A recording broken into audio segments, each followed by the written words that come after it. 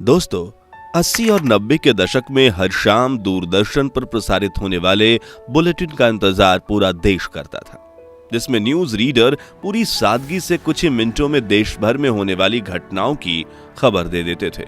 उस वक्त ना तो न्यूज को मसालेदार बनाने के लिए चीखने चिल्लाने की जरूरत पड़ती थी और ना ही छोटी सी बात का बतंगड़ बनाया जाता था।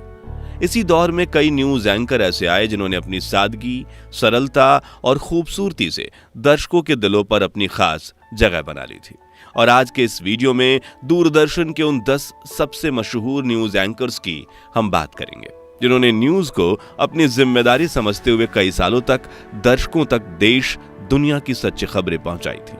तो पूरा वीडियो जरूर देखिएगा, क्योंकि आज आपकी भूली बिसरी यादें ताजा होने वाली हैं। तो इस लिस्ट में सबसे पहले स्थान पर अपनी जगह बनाई है प्रतिमा पुरी ने।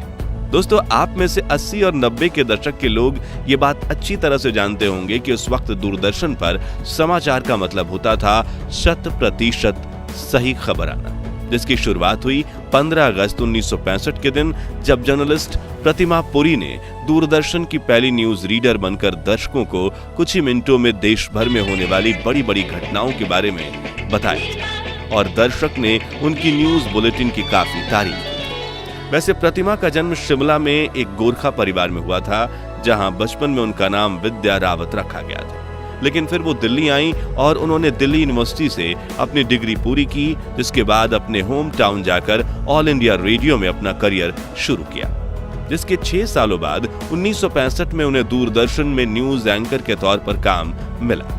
प्रतिमा जी को लोग उनकी सादगी, सरलता, मधुर आवाज की वजह से काफी पसंद करते थे। बुलेटिन के अलावा प्रतिमा ने कई एक्टर्स, पॉलिटिशियन और पहली बार स्पेस में जाने वाले एस्ट्रोनॉट यूरी गागरिन का भी इंटरव्यू लिया था। प्रतिमा जी अगले 2 सालों तक दूरदर्शन का चेहरा बनी रही, लेकिन फिर सन 1970 में उन्होंने रिटायरमेंट लेने का निर्णय लिया और दूरदर्शन ने उनकी रिप्लेसमेंट के तौर पर सलमा सुल्तान को अपनी न्यूज रीडर बनाया। सलमा सुल्तान अनोखे तरीके से पहनी साड़ी, बालों में लगा गुलाब और गालों में डिंपल के साथ मीठी आवाज दर्शकों के दिलों की धड़कन बढ़ा देती थी और उन्हें न्यूज रीड करता देख लोगों के चेहरे पर मुस्कुराहट आ जाती थी। उनकी खूबसूरती के सामने तो बॉलीवुड की एक्ट्रेस की सुंदरता भी फीकी पड़ जाती थी। एक इंटरव्यू में सलमा ने बताया था कि उस वक्त उनके पास हर साड़ी के साथ मैच करके पहनने के लिए उतने ब्लाउज नहीं थे, इसलिए उन्होंने अपने ब्लाउज को छिपाने के लिए वी शेप में आगे की तरफ साड़ी पहनना शुरू किया था। लेकिन वो नहीं जानती थी कि उनकी ये मजबूरी काफी बड़ा फैशन ट्रेंड बन जाएगी और देश की हर लड़की उनकी तरह साड़ी पहनने लगेगी।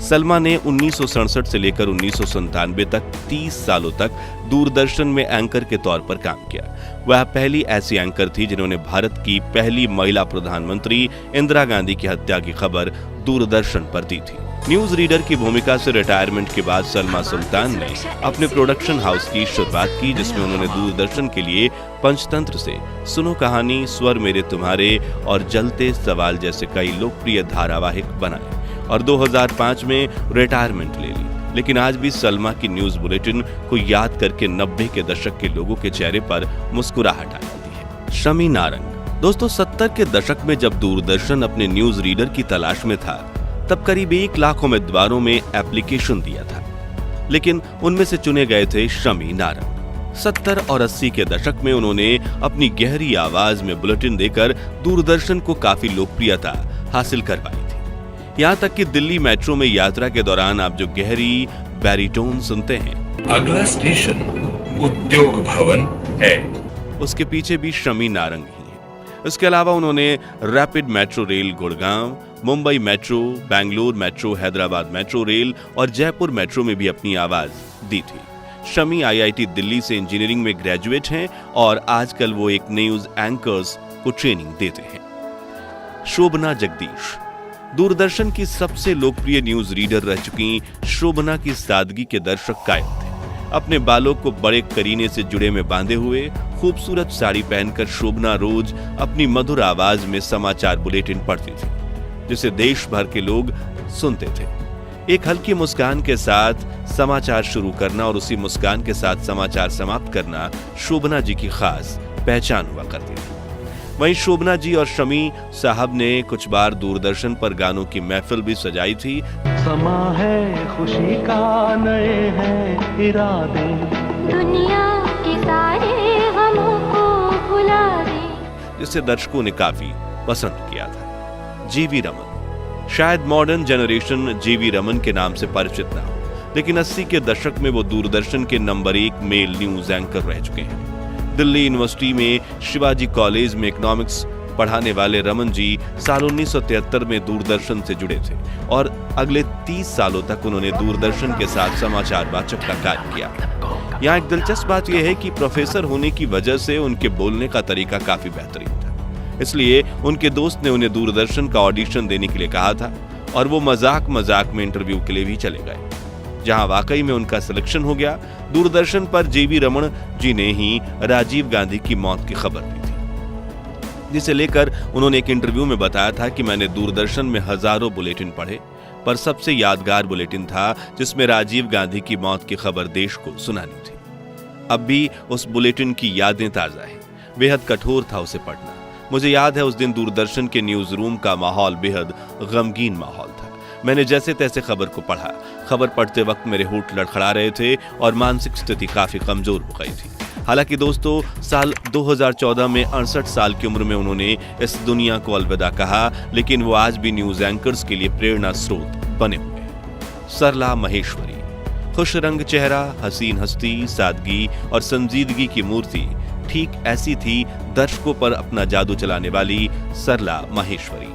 दोस्तों, सीधे पल्ले की गुजराती साड़ी पहनकर, बालों में सादगी से संवारकर जब वो टीवी पर आती, उनका चेहरा देखने वालों की आंखों में चमक उठता।